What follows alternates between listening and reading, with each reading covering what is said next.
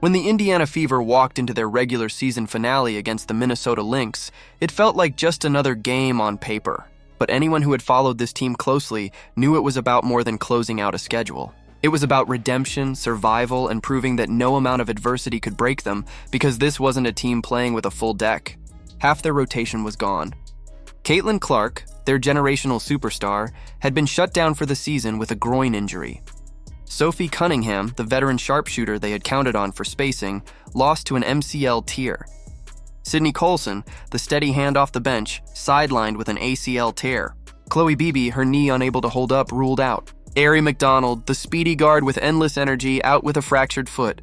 Put all those names together and you could form a playoff-caliber starting lineup. And yet, Indiana had to face the league's top team without any of them. For most franchises, that would be the end of the story. A sad footnote on another lost season. But for the Fever, it became the backdrop for one of their most symbolic wins in nearly a decade. The turning point didn't come in the box score. It came in the energy. From the opening tip, Indiana played like a team with nothing to lose but everything to prove. They blitzed Minnesota with a 10-0 run, forcing an early timeout and stunning the Lynx's home court swagger. Fans watching at Gainbridge Fieldhouse erupted, sensing this wasn't just about surviving 40 minutes. This was a statement. Aerial Powers buried back-to-back threes to double the Lynx up in the first quarter. Kelsey Mitchell cut through defenders like a blur, her crossover into a left-handed finish igniting the crowd.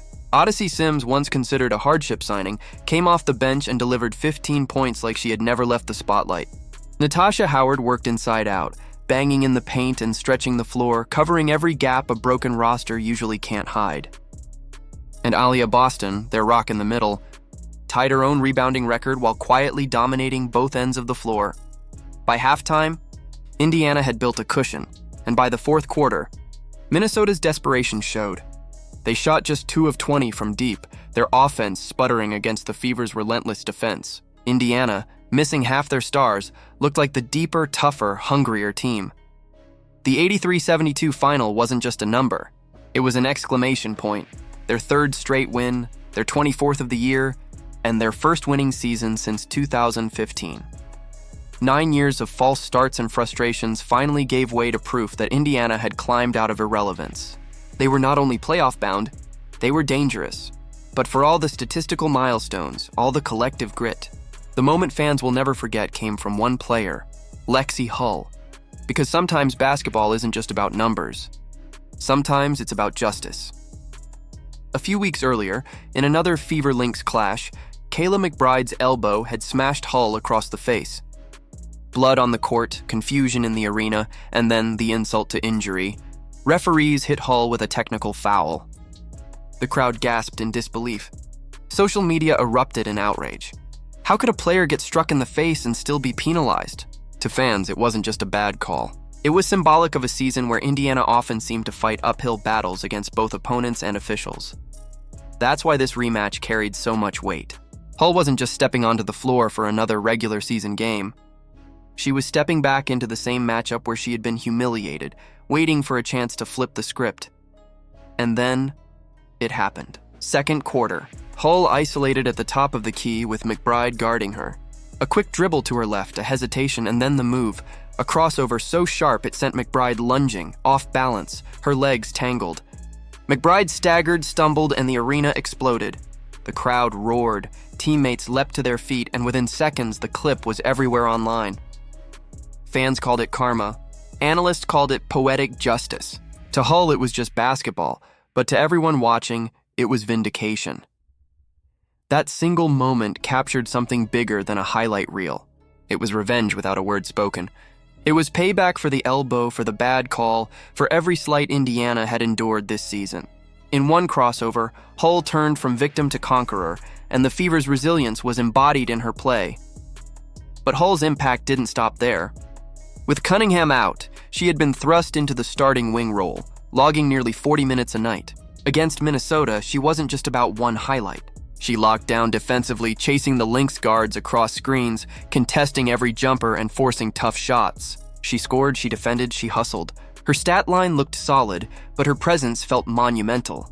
She was the glue, the edge, and the reminder that sometimes the players you least expect become the ones who define the biggest moments. and that's what made Indiana's night so powerful. They weren't just carried by one superstar.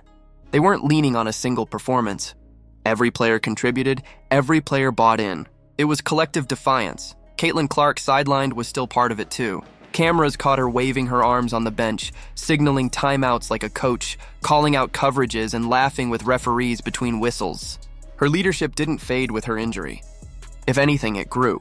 She became the voice on the sideline, the motivator, the presence teammates leaned on.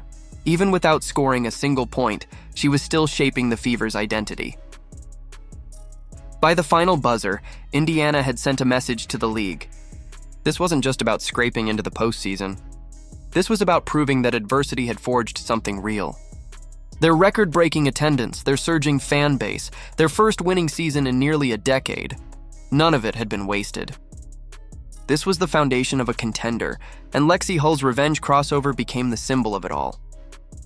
Because just like her, the Fever had been knocked down, disrespected, and underestimated. And just like her, they stood back up and answered with force. Now the playoffs await. Indiana isn't just limping in, hoping for mercy. They're entering with 3 straight wins, confidence, and the belief that no matchup is unwinnable. They may not have Clark this year, but they've built something even more dangerous. Depth, resilience, and an identity forged in fire. For fans, the message is simple. Keep showing up. Keep filling Gainbridge Fieldhouse. Keep fueling this surge, because what we just witnessed against Minnesota wasn't a fluke. It was a preview, a sign that this team is ready to step onto the biggest stage and announce that Indiana basketball is back. And for Lexie Hull, it was proof that sometimes the game gives you the chance to write your own justice. She took it, and in doing so, reminded everyone what the Fever stand for. So when the highlight of Hull dropping McBride flashes across timelines for years to come, remember what it really meant. It wasn't just a crossover. It was redemption. It was resilience. It was Indiana Fever basketball.